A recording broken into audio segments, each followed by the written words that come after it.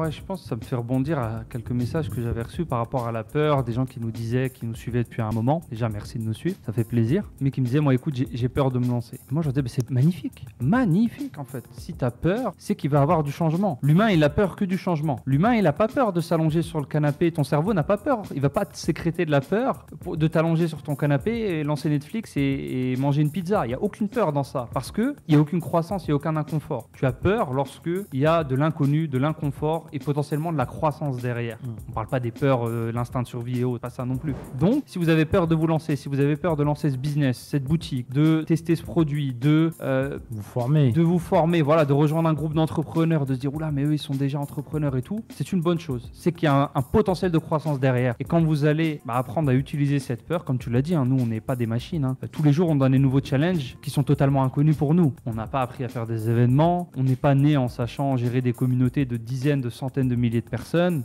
On a cette petite peur de se dire, oula, là je suis en live, il y a combien de milliers de personnes qui vont me voir? Bah ok, je prends cette peur et comment je l'utilise? Je l'utilise la peur. C'est moi qui l'utilise, c'est pas elle qui m'utilise.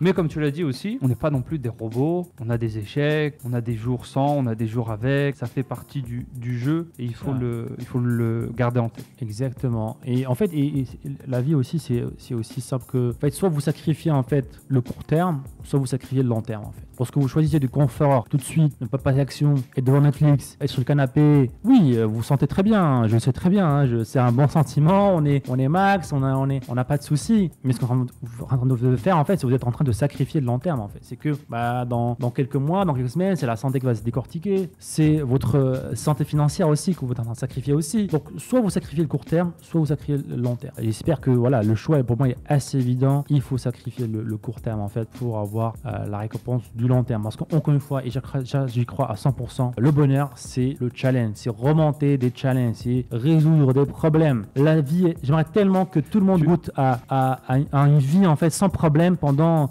rien que 24 heures en fait. Vous allez vous faire chier les amis. C'est d'un degré incroyable en fait. La vie, il n'y a pas de challenge, on s'ennuie. C'est humain, on est là sur cette planète-là pour résoudre des challenges, pour remonter des montagnes, pour résoudre être dans la croissance tout simplement. Être tout le temps dans la croissance. Si vous avez aimé ce clip, cliquez ici pour voir d'autres clips. Sinon, cliquez ici pour voir l'épisode en entier. Ciao, ciao.